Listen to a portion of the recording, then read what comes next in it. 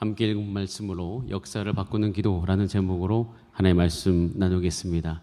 역사를 바꾸는 기도. 하나님께서 오늘도 주를 찾는 백성들 가운데 하나님께서 원하시는 기도인 줄 믿습니다. 여러분, 이 모든 역사들을 우리가 회고해 볼 때 그 역사의 모든 순간순간마다 그 역사를 바꾸는 기도가 분명히 있었습니다. 우리는 그 역사 안에 있을 때 그것이 나중에 어떻게 될지는 모르지만 분명히 그 역사가 지나가고 나면 그 역사 안에서 하나님께 드렸던 기도로 말미암아 하나님께서 역사하셨던 그 지점들이 분명히 있음을 우리는 보게 되어집니다. 여러분, 지금도 우리가 살아가는 이 시대에도 하나님께서 그런 기도 원하시는 줄 믿습니다. 여러분, 유명한 영국 수상인 윈스턴 처칠, 여러분 아시죠? 그의 전쟁 회고록이라는 책이 있습니다. 그때 당시 1940년 9월 15일 이 조국인 영국이 당시에 그 독일군과 공중전에서 특별한 승리를 거둔 그 날이 바로 절정의 날이다라고 회고하고 있습니다. 그때 당시 독일의 공군기가 또 폭격기가 무차별 공격을 퍼부었다고 합니다. 그런데 영국은 그거에 대해서 아무런 방어 수단이 없었습니다. 그런데 그 독일군이 진격해 와서 그 모든 것을 쏟아 부었으면 그 전쟁에서 영국이 패배했을 텐데 그 결정적인 승리를 목전에 둔 상황에서 갑자기 10분여간 전면적인 후퇴를 했다고 합니다. 그러니까 영국 입장에서는 아무런 이유가 없이 그걸 산 거예요. 그때 당시에 영국의 공군 전투부대 사령관인 다우닝경은 종전 후에 이날을 회고하면서 이 사건을 해석하는데 그 사건이 해석이 안 된다는 겁니다. 어떤 그 전쟁을 했을 당시 무슨 전략이라든가 전쟁하는 법에 따라서 해석이 되지 않고 오로지 그 사건을 해석할 수 있는 한 가지밖에 없는데 그것은 믿음이었다고 합니다. 그러면서 그가 이야기하는 거죠. 그러니까 전투 부대 사령관이 이야기하는 겁니다. 이 사건은 하나님께서 특별히 개입하신 것으로밖에 우리가 결론이 나지 않는다. 왜냐하면은 그때 당시에 이 사건을 회고하던 거에 한 가지 사실을 알게 되죠. 그게 뭐면 그때 당시에 웨일즈의 성경대학의 학장이었던 리즈 하월드의 그 영향이 있어. 그러니까 리즈 하월드가 나중에 이 이야기를 하는데 그날을 기도의 날로 선포하고 그 자신, 그러니까 리즈 하월드 자신도 그 독일군의 공습이 시작되자마자 학교 강당에서 교직원, 학생들 다 함께 모여서 우리가 이 시간은 기도해야 된다. 그리고 그 공습이 절정에 달했을 때는 온 사람들이 금식하면서 기도했다라는 것을 듣게 되어집니다. 그러면서 그때 당시에 그 독일군이 후퇴하던 직전에 했던 그 기도의 메시지가 이렇게 되어 있습니다. 여러분, 잦은 공습으로 마음이 흔들리시는 분이 계십니까? 여러분, 혹시 이곳에서 주 예수 그리스도를 말미암아 우리가 정말 모든 지옥에서부터 구원받은 것을 믿습니까? 하나님이 우리의 구원자 되심을 믿으십니까? 그렇다면 하나님께서 이 영국 땅 가운데 하나님의 은혜를 베풀어 주셔서 이 공습에도 구원을 받게 하실 것을 믿읍시다. 하나님께서 이 공습으로부터 우리를 구원할 수 있음을 우리가 왜 믿지 못합니까? 우리가 만일 이때 믿음으로 하나님께 나아갈 수만 있다면, 믿음으로 하나님께 나아갈 수만 있다면 하나님께서는 이 전쟁의 흐름을 분명히 바꾸실 것입니다. 이것을 이야기하면서 함께 기도하기로 촉구했다라고 이야기합니다. 이 기도를 이끌어서 그때 당시 사람들은 역사를 바꾸는 기도였다라고 이야기합니다. 여러분, 이 역사를 바꾸는 기도가 이때에만 있었던 것이 아닙니다. 역사의 모든 순간마다 하나님을 신뢰하고 하나님의 살아계심을 알고 하나님 앞에 기도했던 백성들을 통해서는 하나님께서 그 놀라운 일들을 행하셨음을 믿습니다. 요즘 제 안에서 지속적으로 청년들 가운데 외치는 한 가지 말씀이 있습니다. 그것은 하나님께서 온 땅을 지금 두루 감찰하시면서 하나님의 능력을 쏟아부을 사람을 하나님께서 찾고 계신다는 것입니다. 하나님께서 1950년대 이후에 이 한국 땅 가운데 부르짖는 기도, 믿음의 기도를 통해서 지금까지 하나님의 나라와 하나님의 교회를 이 땅 가운데 풍성케 하시고 번성케 하셨듯이, 그리고 그때 당시에 하나님의 이름을 부르며 하나님으로 말미암아 복받기를 원하는 그 하나님의 백성을 통해서 하나님께서는 역사적으로 한국 교회를 세워 오셨습니다. 오는 세대 하나님께서 다시금 이 나라 안에 이 땅의 교회를 새롭게 하시며 이 땅 가운데 하나님의 교회를 세울 하나님의 백성을, 하나님의 일꾼을 지금 찾고 계십니다. 제가 도전하는 것은 그 역사의 주인공이 바로 너희가 됐으면 좋겠다라고 이야기합니다. 하나님께서 지금도 하나님의 백성으로서 이 땅을 향하여 간구할 자를 찾고 계신다는 이 사실, 여러분, 이 사실이 여러분 가운데 하나님의 음성으로 들리는 이 시간 되기를 원합니다. 하나님께서는 지금도 사람을 찾고 계십니다. 하나님 아버지가 누구신지를 아는 사람을 찾고 있으며 하나님께서 지금도 역사하고 계시는 것을 믿는 사람을 찾고 계십니다. 그러면 기도하면 하나님께서 움직이시며 기도하면 하나님께서 하나님의 뜻을 우리 가운데 보여주신다는 그 믿음 가운데 나아가는 사람을 지금 찾고 계십니다. 여러분, 우리 모두는 지금 이제 2022년을 맞이하면서 위드 코로나 시기, 2년간의 코로나 시기를 겪고 이제는 이 코로나와 함께 살아가는 2022년을 맞이하고 있습니다. 여러분, 이때는요, 우리가 앞으로 오는 세대에 코로나가 더 이상 복음의 진전에 회방이 될 수 없으며 하나님 나라가 견고히 서는데 더 이상 방해가 될 수 없음을 우리는 지금 이 시점에서 선포해야 됩니다. 그리고 우리는 간구하는 것은 하나님, 모든 시대 안에 하나님의 나라는 기도하는 하나님의 백성들, 지혜를 구하는 하나님의 백성들을 통하여서 하나님께서 그분들 가운데 어떻게 하면 하나님 나라를 세울 수 있을까 지혜를 주셨고 방법을 알게 하셨고, 그리고 그것을 받아서 믿음으로 한 걸음 한 걸음 갔던 사람을 통해서 새로운 역사를 만드셨듯이 이 시기에도 하나님께서는 그 일을 여전히 하신다는 것을 믿고 우리가 과거에 했었던 모든 두려움과 실패를 내려놓고 한 걸음 한 걸음 나아가게 되기를 하나님께서 너무나도 원하고 계십니다. 여러분, 그래서 이것에 대해서 우리가 하나님 아버지의 마음을 나누고자 오늘 요한복음을 쭉 나누는 이 시기 가운데 특별히 이 느헤미야 1장 말씀을 통해서 우리가 기도해야 합니다라는 이 주제를 가지고 여러분들과 함께 말씀을 나누고자 합니다. 여러분, 느헤미야, 여러분 정말 유명한 하나님의 사람입니다. 느헤미야, 이 느헤미야서가 기록되었을 그때 당시에는 주전 445년 혹은 444년 이 정도 됩니다. 당시에 신흥 페르시아 정부에서 아닥사스다 1세의 비서실장을 지냈던 유대인 출신의 느헤미야가 있습니다. 그 느헤미야는 조국 이스라엘, 특별히 수도였던 예루살렘의 상황이 어렵다는 소식을 듣게 되어집니다. 그때 당시 예루살렘 성벽은 완전히 회파되었습니다. 성벽은 파괴되었고 많은 부분의 약탈과 무질서에 예루살렘이 노출되었다는 소식을 듣게 되어집니다. 그런 가운데 하나님의 말씀이 느헤미야에게 임해서 이런 상황 가운데 나는 다시 조국으로 돌아가 성벽을 재건해야 되겠다, 이런 결정을 하게 되어집니다. 저는 이 결정을 하는 이 1장 1절부터 5절까지의 이 모든 과정이 저는 현재 우리 교회 가운데 일어나게 되기를 간절히 기도하고 있습니다. 근데 그 첫 번째 과정이 무엇이냐면 2절에 나와 있어요. 자, 우리 2절 말씀을 함께 읽어보겠습니다. 시작. 내 형제들 가운데 하나인 하나니가 그와 사람과 함께 유다에서 내게 이를 얻기로 내가 그 사로잡힘을 면하고 남아있는 유다와 예루살렘 사람들의 형편을 물은즉. 여러분, 기도의 시작은 유다와 예루살렘들의 형편을 묻는 것에서부터 시작되었습니다. 여러분, 기도의 사람들은 지금 주변에 하나님의 백성의 상태를 살피고 묻는 사람들입니다. 여러분, 우리가 기도가 회복되기 위해서는 우리 가운데 놓여진 하나님의 나라의 상태가 어떤지 우리는 관심 있게 마음을 담아서 살펴야 될 줄 믿습니다. 여러분, 가정이 하나님의 나라라면 우리는 가정으로 돌아가서 가정의 형편을 살펴야 됩니다. 이 가정 안에 하나님이 다스리시는가? 그리고 모든 가정의 구성원들은 정말 하나님의 은혜와 긍휼 가운데 그 은혜와 긍휼을 덧입으면서 살아가고 있는가? 살펴야 됩니다. 마음을 살펴야 됩니다. 그 마음이 어디로 향하고 있는지를 잘 살피지 않으면 사실은 거기서부터 한 발자국도 나아갈 수가 없습니다. 그럼 우리 교회 상황도 마찬가지입니다.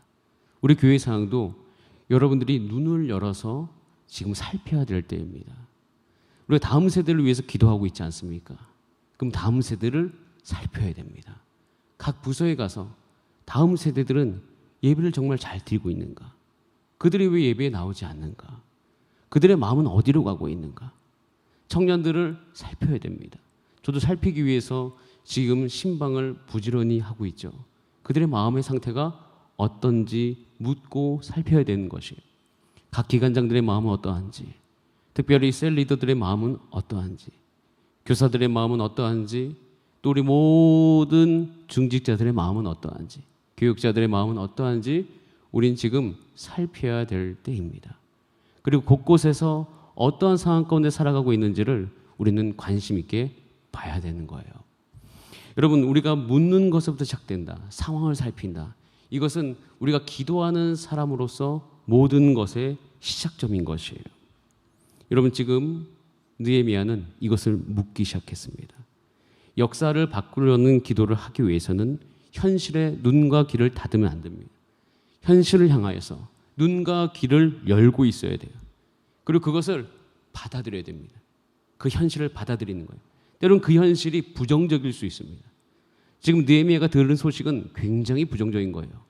하나님의 나라가 무너졌다는 거예요. 여러분, 우리에게 들리는 지금 현재의 교회 소식, 지금 현재 가정의 소식, 지금 하나님 나라의 소식도 부정적일 수 있습니다. 그런데 이 부정적인 것은 사실 중요한 게 아니에요. 정말 이 상황에 대해서 우리가 하나님 아버지 앞에서 다시금 하나님 나라가 일어날 소망을 가지고 그 현실을 바라보는가. 묻기 시작하면서 이제는 느헤미야가 그 부정적인 그 사실과 현실을 받아들이기 시작합니다. 그러니까 받아들이는 거예요. 아, 지금 상황이 이렇구나. 그래서 이제 물어보고 3절에 보면 듣게 되어집니다. 그러니까 물어보고 듣는 과정을 통하여서 지금 현실이 굉장히 부정적인 걸 듣게 되어져요. 사로잡힘, 그리고 거기서 큰 환란이 있고 능욕을 받고 있고 예루살렘 성은 허물어지고 성문은 불탔다 하는 그 소식을 듣게 되어집니다. 자, 여러분들도 주변에서 혹시 하나님 나라가 지금 이렇게 무너졌음을 들으신 적이 있으십니까? 하나님 나라가, 그러니까 사람의 마음이 무너지는 것 포함해서 각 안에 하나님의 나라가 무너졌다는 소식을 혹시 듣고 계십니까? 각 부서 안에서, 기관 안에서, 특별히 그 사람의 마음 안에서. 여러분, 그러면 우선은 이것이 굉장히 부정적이거든요. 보통 근데 우리가 부정적인 소식을 들으면 어떻게 되어지냐면 거기로부터 도망가고 싶어 할 수도 있습니다.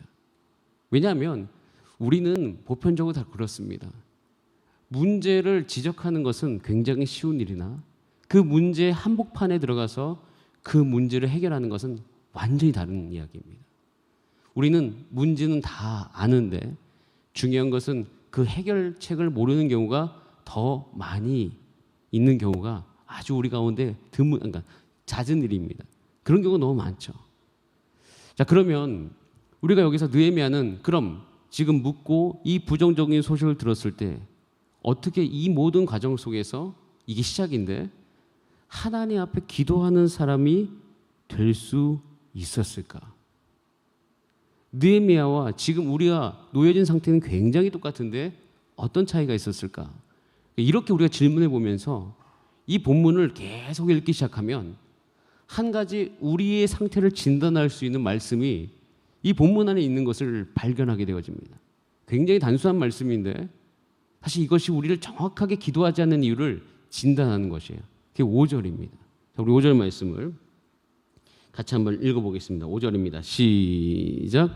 이르되 하늘의 하나님 여호와 크고 두려우신 하나님이여 주를 사랑하고 주의 계명을 지키는 자에게 언약을 지키시며 긍휼을 베푸시는 주여 간구하나이다 라고 되어 있습니다. 5절에 보면 결론이 주여 간구합니다. 주여 전심으로 기도합니다. 그 상태에 대해서는 4절에 나와 있죠. 울고 수일 동안 슬퍼하며 하늘의 하나님 앞에서 금식하고 기도했어요. 간구했다고 되어 있습니다. 그런데 어떻게 이렇게 간구를 할 수 있었을까? 그것은 5절에 힌트와 답이 다 있죠. 이렇게 얘기했습니다. 하늘의 하나님, 여호와, 크고 두려우신 하나님, 언약을 지키시는 하나님, 긍휼을 베푸시는 하나님. 여러분, 느헤미야가 기도할 수 있었던 이유는 지금 이런 부정적인 상황 속에서 하나님이 누구신지에 대한 믿음이 확고했기 때문입니다. 느헤미야는 알았던 것이 있습니다. 느헤미야는 자기 민족의 문제를 너무나도 잘 알았죠. 근데 동시에 아는 것이 있어요. 특별히 첫 번째 기도가 크고 두려우신 하나님이다로 이야기하는 것은 뭐냐면 지금 느헤미야가 듣는 이 사실과 이 소식과 이 문제도 굉장히 큰 것이기 때문이에요. 그런데 느헤미야는 그것을 향하여서 선포하죠. 하나님은 그 모든 문제보다 크신 하나님이시다. 여러분, 이것이 느헤미야로 하여금 기도할 수 있는 힘을 제공해 주는 믿음이었습니다. 여러분, 우리도요 똑같습니다. 우리가 왜 기도하지 않는가? 그 문제를 향하여서 우리의 마음을 쏟지 않는가 살펴보면 그 문제보다 크신 하나님을 지금 우리가 만나지 못하고 있기 때문입니다. 가정에 가서 문제가 우리 가운데 확 다가오는 경우가 있습니다. 근데 그 문제가 너무나도 크게 느껴져요. 그러면 어떻게 해요? 짜증내거나 불평하거나 그 문제의 원이 되는 사람들 향해서 화살을 날리게 되어집니다.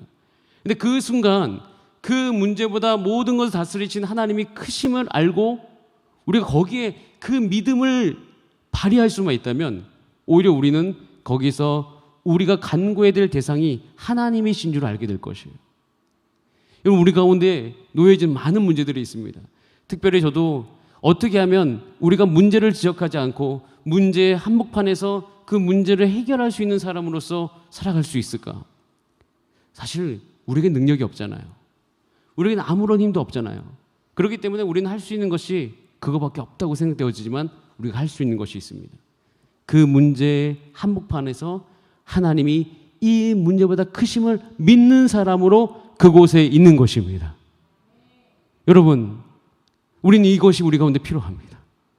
여러분들이 있는 무슨 문제이든 간에 우리가 할 수 있는 게 있어요. 우리는 능력이 없다고 쳐요. 우리는 아무런 일도 할 수가 없다고 쳐요. 하지만 한 가지는 할 수 있습니다. 믿음은 가질 수 있어요. 믿음은 가질 수 있습니다. 어떤 믿음이요? 하나님이 이 문제보다 훨씬 크신 분이시다 라는 믿음은 여기 계신 모든 분들이 다 가질 수 있습니다. 그렇기 때문에 우리는 그곳에서 할 수 있는 일이 있어요. 그것은 이 모든 문제보다 하나님이 크시다는 것을 계속 거기서 외치는 겁니다. 거기서 계속 선포하는 것이에요. 이것은요, 우리 모두가 할 수 있습니다. 그렇기 때문에 우리는 해야 될 것이 있어요. 여러분들이 있는 모든 공동체에 가셔서, 여러분이 있는 모든 곳에 가셔서 그곳에서 믿음의 사람으로 서 계시기를 바랍니다. 그 믿음의 사람은 하나님이 어떤 분이신지를 이야기하시는 거예요. 하나님은 이 모든 문제보다 크신 하나님이시다. 지금 믿음 있는 사람을 원하고 있습니다. 더 나아가서는 어떤 믿음까지 있습니까? 5절에 계속 나오죠. 주를 사랑하고 주의 계명을 지키는 자. 여기에 돈이 있거나 재정이 충만하거나 아니면 건강하거나 아니면 어떤 특정한 분야의 전문성이 있거나 이게 아니죠. 모두가 할 수 있는 거예요. 저와 여러분은 뭡니까? 주를 사랑하고 주의 계명을 지키는 자라고 되어 있습니다. 저는 이렇게 표시하는 것이, 이렇게 말씀하시는 것이 너무 감사해요. 왜냐하면 나도 할 수 있습니다. 그런 자에게 어떻게 하신다? 언약을 지키신 하나님이다. 우리 모두가 할 수 있는 것이 있어요. 정말 주님을 바라보고 난 주님을 사랑합니다로 이야기하며 그곳에서 하나님이 언약을 지키시는 자로서 굳건히 서 있는 자로서 여러분이 있는 공동체에서 있을 수 있습니다. 그렇게 서 계시길 간절히 바라요. 사도행전 2장 39절에 우리 모두가 그것을 할 수 있음을 이야기하고 있습니다. 우리 같이 한번 사도행전 2장 39절 말씀을 다 함께 나도 할 수 있어 라는 믿음으로 읽어보겠습니다. 시작. 이 약속은 너희와 너희 자녀와 모든 먼 데 사람 곧 주 우리 하나님이 얼마든지 부르시는 자들에게 하신 것이라 하고. 아멘. 하나님의 약속이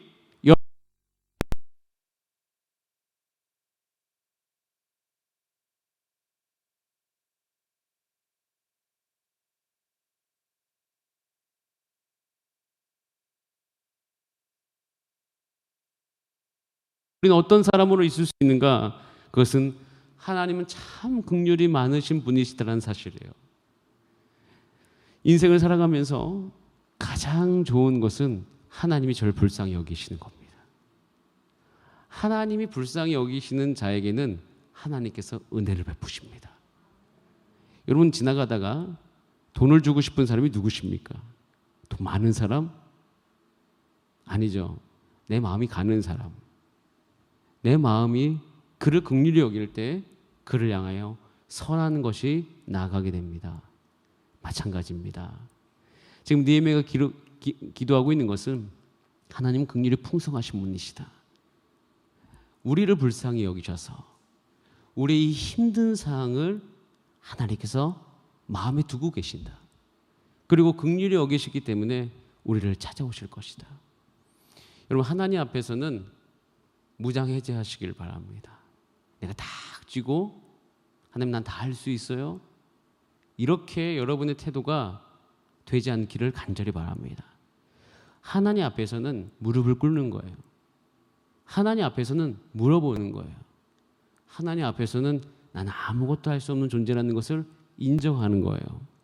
그리고 우리는 기도할 수 있어야 됩니다. 하나님, 나를 긍휼히 여겨주세요.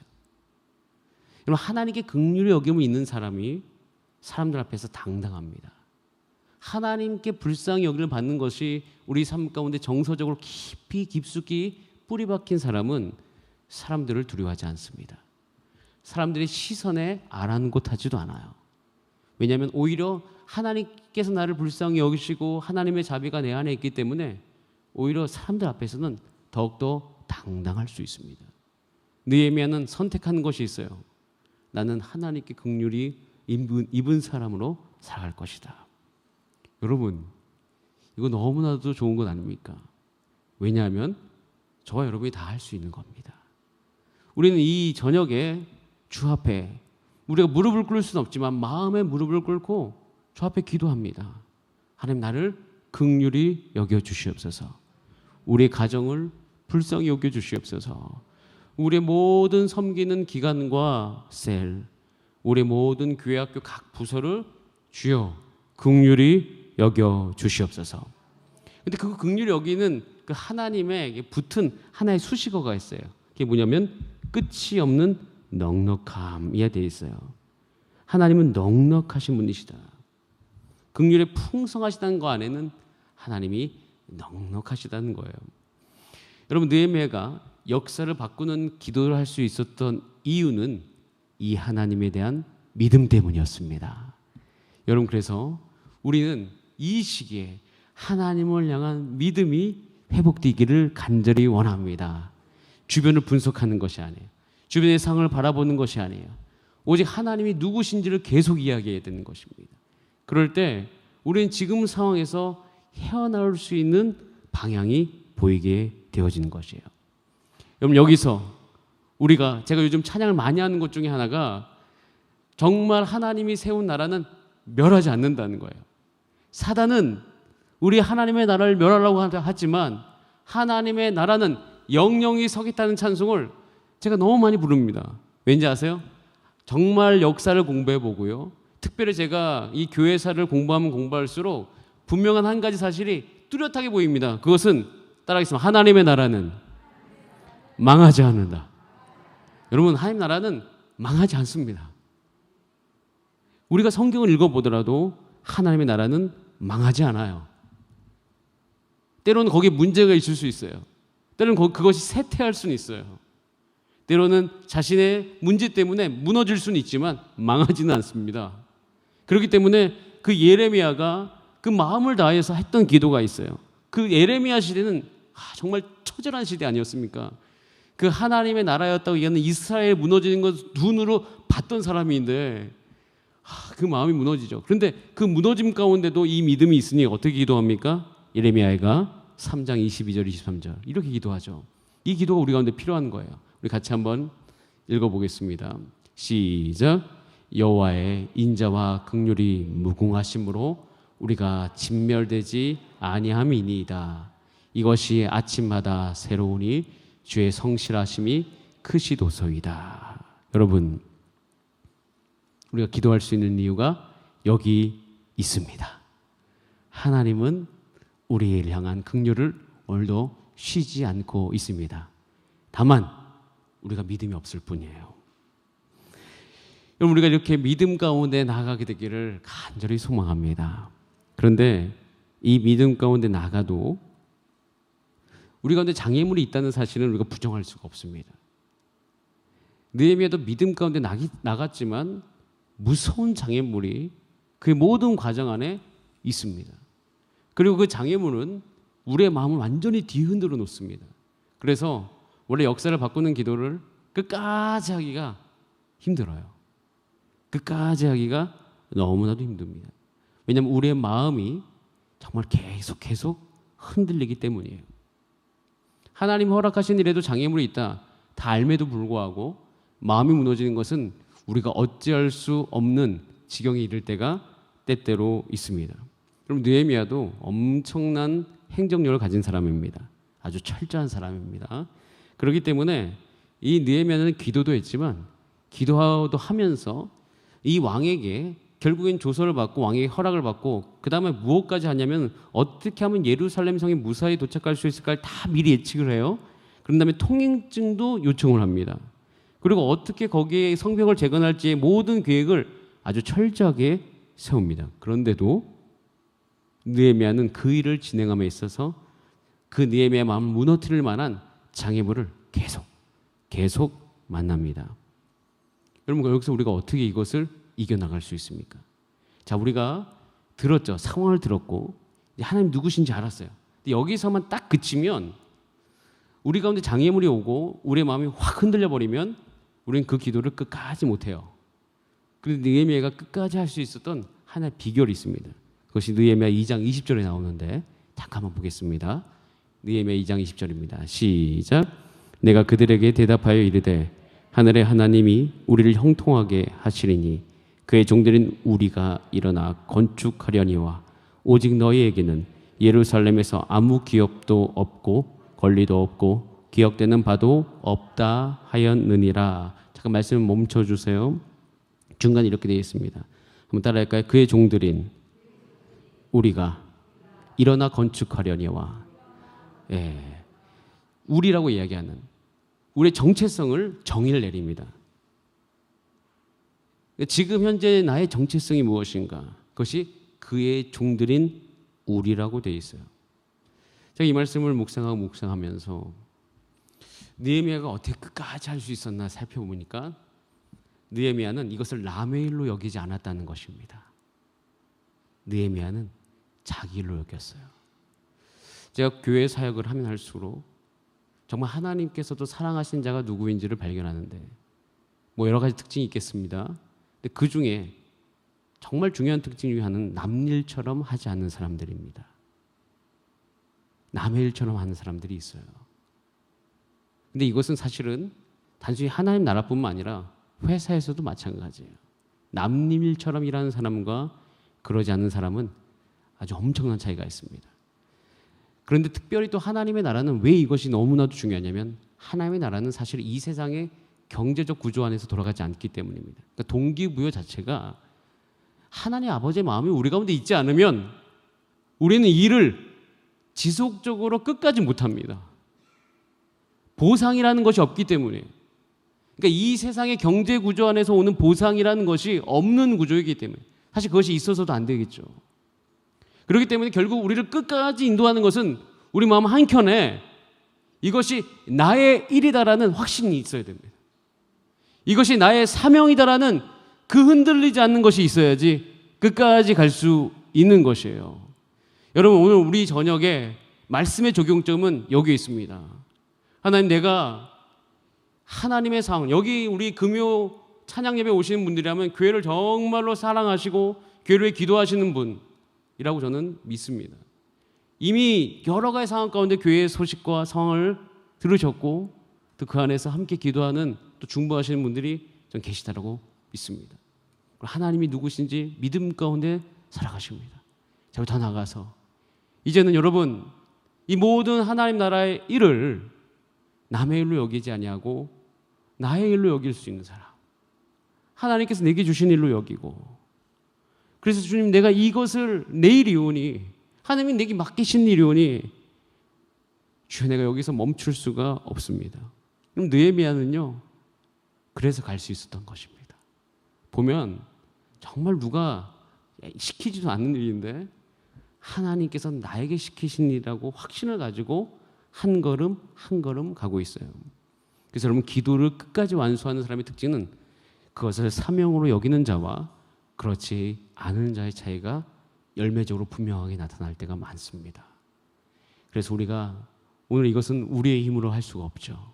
성령님께서 오셔서 우리를 도와주셔야지만 우리가 한 걸 한 걸은 갈 수 있을 것입니다.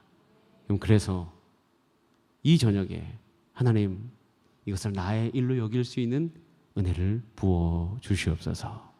그래서 주님, 내가 이 시대 가운데 정말 하나님의 마음을 흔드는 기도, 그리고 하나님의 마음을 내가 아는 기도, 그리고 하나님의 마음을 알아서 내가 모든 것을 보고 해석하고 하는 것을 하나님의 아버지의 마음으로 볼 수 있는 자가 되게 하여 주시옵소서.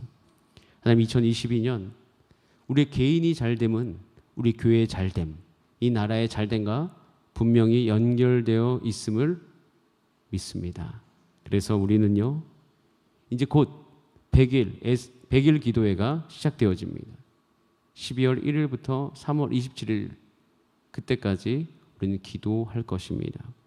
이때 정말 우리가 기도해야 될 때인 줄 알고, 하나님께서 우리 가운데 말씀하시는 줄 알고, 우리의 삶을 기도 가운데 드릴 수 있는 저와 여러분의 삶이 되기를 간절히 원합니다. 그래서 우리는 힘을 구해야 됩니다. 하나님께서 그렇게 기도하는 하나의 백성들 가운데 오늘도 기도의 힘을 부어 주실 줄 믿습니다. 우리 다 함께 찬송하고 기도하겠습니다.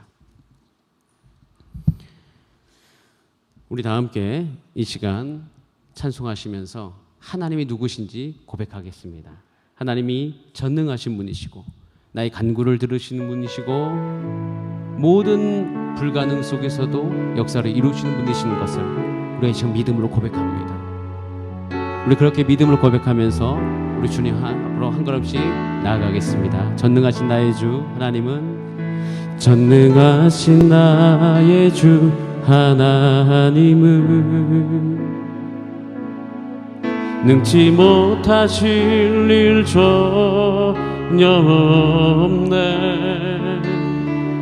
우리의 모든 간구도, 우리의 모든 생각도, 우리의 모든 꿈과 모든 소망도 신실하신 주님, 신실하신 나의 주 하나님은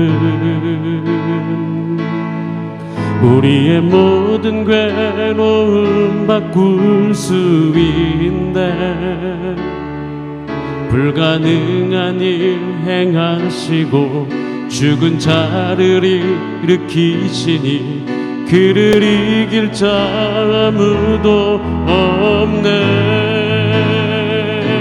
주의 말씀 의지하여 깊은 곳에 금을 던져 오늘 그가 놀라운 일을 이루시는 것 보라. 주의 말씀 의지하여 믿음으로 금을 던져 믿는 자에게 능치 못함 없네. 주의 말씀 의지하여, 주의 말씀 의지하여 믿음으로 금을 던져 오늘 그가 놀라운 일을 이루시는 것 보라.